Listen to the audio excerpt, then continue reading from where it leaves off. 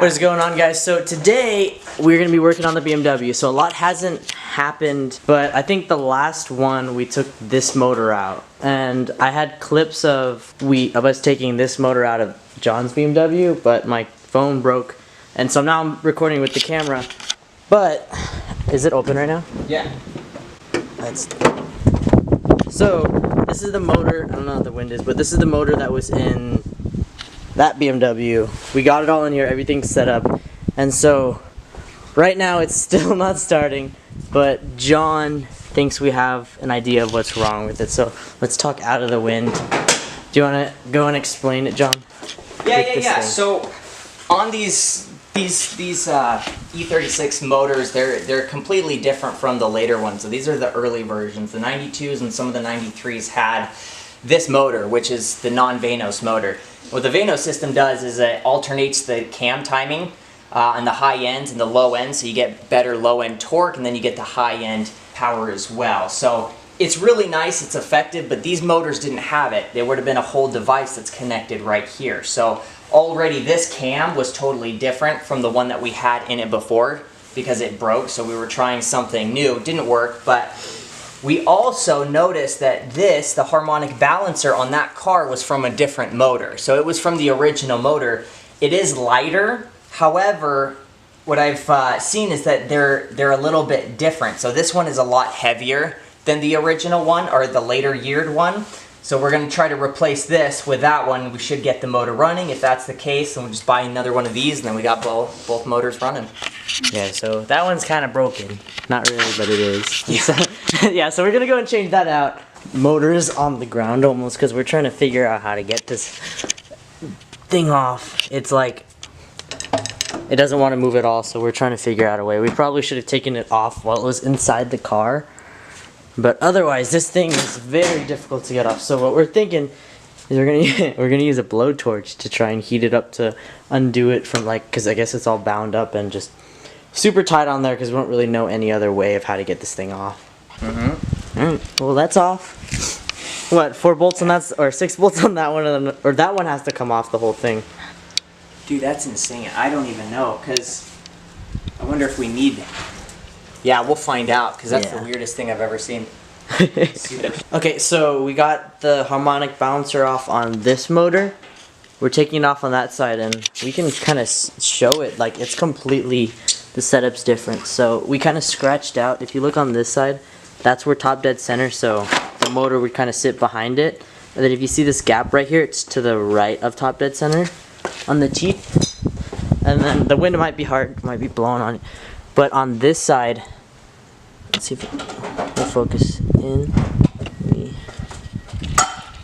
If you look right here, the gap is on to the left. Top dead center is right here. Yeah, so we're gonna go and put this one on. That one was easy to take off here. Super easy.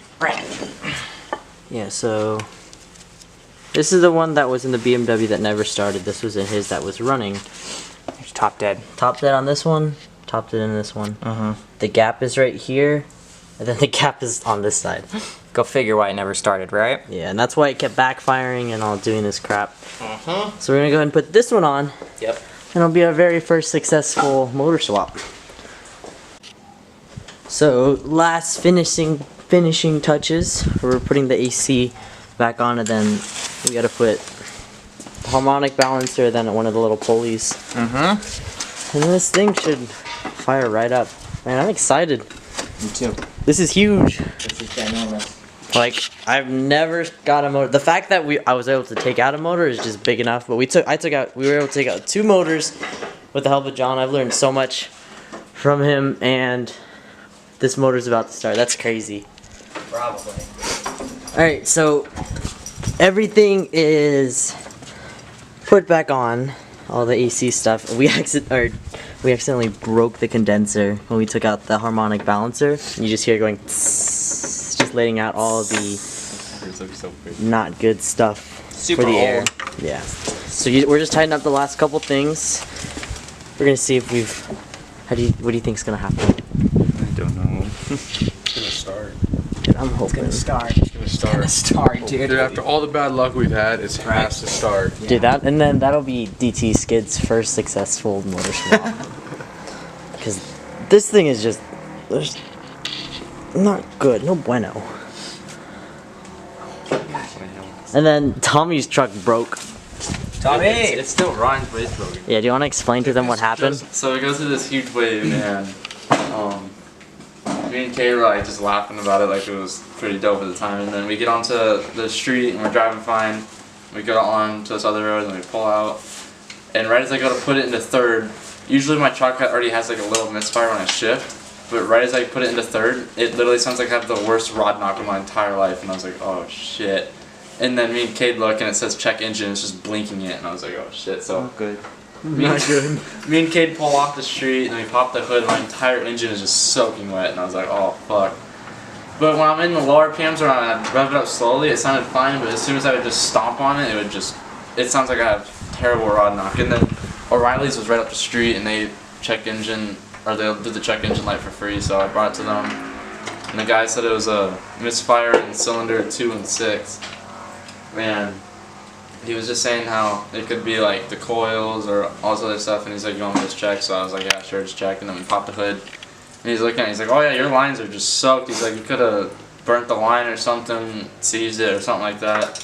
And he's like, well, did you go like mudding yesterday or something? I was like, no, this was like 20 minutes ago. And he's like, oh fuck, I'm surprised, like, this thing is soaked. He's like, well, if it keeps doing it, just get new lines, and if it dries up, so. So either By ear. yeah, so either Tommy's gonna be riding the bus for school next week. No, it drives, it's just on 4 cylinders, so it's Alright, I'm gonna stand over here with This shift is way too short. Like, it is like money shot short, dude.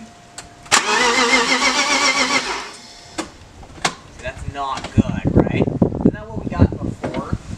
It was making a weird sound. healthier, though. It was making weird noises here. Try it again. It doesn't sound like it's like going up. Hold on. It's like, Is it a battery thing? I got it. No, we'll try to, here, can you turn it on and off? Yeah. I Here, just want to reset the just hold it and just record it. Are the keys in here? Yeah. See if I can clear this. I didn't get any codes. Let's try to start it. You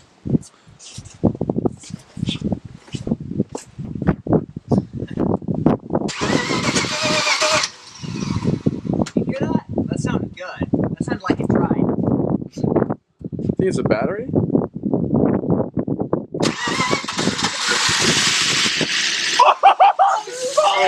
We fucking did it! You're running! Now it's running! Oh my god!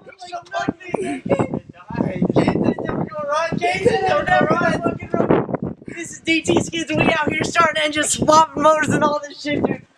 Holy shit! It fucking sucks. It fucking runs. It fucking runs! Yeah. It actually fucking runs! Dude, it fucking turns on. Look at that shit! I want to see it go down the street. But it has to go through a heat cycle first, because when you change a head gasket, you have to run it, then turn it down, let it cool down, and then run it. Do that. Plus, we did the headers. Why? It's leaking a lot of gas right now. Gas. Yeah, something's leaking like crazy, and I'm pretty sure it's gas. That's gas. Oh, I smell it too. That's all right. It's probably just a line not connected, or You don't want that to light. yeah, should be good. It's not a big deal. Should I put a lighter down there? What'll happen? I mean, if worse comes to worse, just throw it neutral and roll back. Oh, that's just the headers. Yeah, no big. Alright, so I'm gonna try and cover the microphone, but there were two things that were wrong. We didn't have the cover on at all, and it rained. Alright, sorry. The cover wasn't on, so every single one of these holes were just full of water, which wasn't good. Yeah, the first 4 were. So we cleaned it all out, air compressed the water out. So that was what the air from that side was coming from. This side, this puddle right here is gas. So there's lines we're gonna go and turn it on again, see where it's leaking from, tighten those, and then let it run through the heat cycle, because we just changed the head gasket on. So we gotta let it.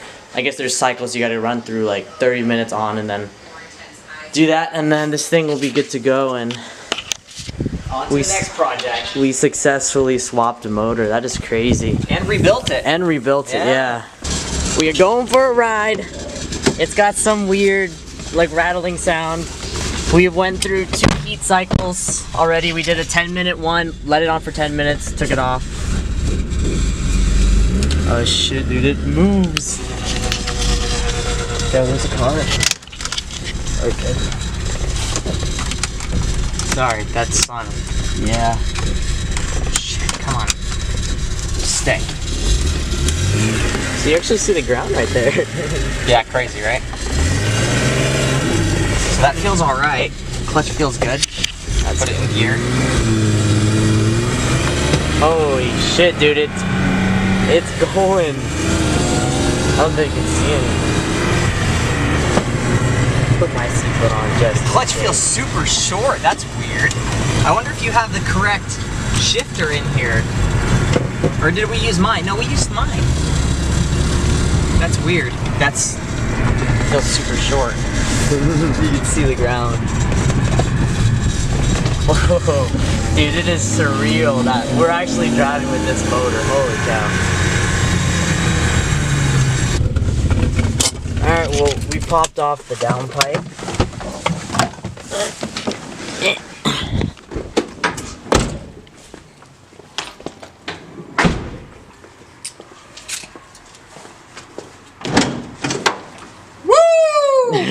Fuck that. We gotta tighten that stuff down. We gotta figure out because I've been tightening it this whole time. Really gotta figure out what's going on there. Yeah. 'Cause it sounds like it's all just exhaust stuff, because that did. smoke that's leaking out is coming from that. There's no gaskets for the downpipe to the manifold. You're and right, then and- this back part right here is not connected at all. Or it's connected, but it's like barely connected to the muffler. Yeah, barely connected. Barely connected. So I think we're good. Yeah. I think all we're gonna need to do is tighten that stuff up. Mm-hmm. Hopefully, I mean, that was a brand new exhaust gasket, wasn't it? Mm-hmm. So it shouldn't be an exhaust gasket problem, but it might be leaking just because, just because it's not tightened on properly, because that is weird. That is Yeah. really weird that it hasn't. I'm gonna let it cool down. John's taking off. I have to. Yeah. Unfortunately. Women will do that to you. They kind of dictate what you do at one point. Yeah, But so yeah, what are you gonna do? so I'm gonna go let it cool down for 30 minutes, probably go make like a quesadilla or something. And then turn it back on, let it do the cycle one more time for 30 minutes, and then just let it chillin'. That's it. Yep. Good to go. What's going on, guys? So right now, the BMW on left, the BMW is just going through its last cycle. I bought a sticker that we're putting on right now. It's pretty dope. It says "Live for the Rumble." So we're putting that on right now. And then also, my power steering's been acting really weird. And I checked the reservoir. There's a line that goes right here. That's how where it's supposed to be when it's cold. This thing is completely empty. So we're gonna go run to O'Reilly's, do that, and I'm gonna change the oil on this real quick just because it's time to change it. But yeah, I'll show you guys what it looks like when this is all done and peeled off. So this is what it looks like. It looks so sick. It says "Live for the Rumble." That is super cool. Yeah, the plans for this thing is gonna be crazy. Shit. Drop stuff. But yeah, so I got an STR racing sticker, "Live for the Rumble," and then Subiflow. So this is the only stickers I'll probably ever get. I don't really want a ton of stickers. I just wanted a couple. This one I wanted for a very long time. And I'm happy I finally got it. Looks super good. It came in a bunch of colors. But yeah, so we're gonna go, after a couple more, like 20 minutes, we're gonna go turn that off, let it sit until John comes back, and then go to O'Reilly's, change the oil, and fill my power steering up. So heating process is done on the BMW. It is all good to go. A little unfortunate, I don't know when this video is gonna come out because my computer broke, my friends accidentally broke it, so when this video comes out, I'll have a new computer and everything will be good. Alrighty guys, so it is the end of the day. This is the end of the video. We got a lot done with the BMW. It is crazy how much I've learned from doing this. About a year and a half ago, I purchased that BMW. It wasn't running. I knew very little on how technical cars really are. We thought, yeah dude, we just gotta buy a radiator, battery, and crankshaft position sensor. This thing's good to go. We'll be doing some fat skids. We actually made a YouTube channel of like just buying those stuff and installing and how much we struggled with doing just that and putting the seat in. But it's crazy. We took out my motor, took out his motor. His motor's in the garage right now. That's going to go on mine. Mine is sitting in his car, and we literally went through, I think, every single thing that you can possibly, or yeah, probably every single thing that you can possibly do to a motor. Ended up being the harmonic balancer, just the wrong one, and it was just in the wrong, like the timing was just weird. You probably, I think I did explain in the other clips. The head gasket was changed, so we were doing heating cycle, and John had to leave, so I finished the last 30 minutes. Plans for the BMWs, I'm just gonna, I'll probably just take it out and go ham with it like every now and then, but like that's a whole lot of money to be putting into making it like a drift car and everything, so I am gonna hold off and just have fun with it every now and then.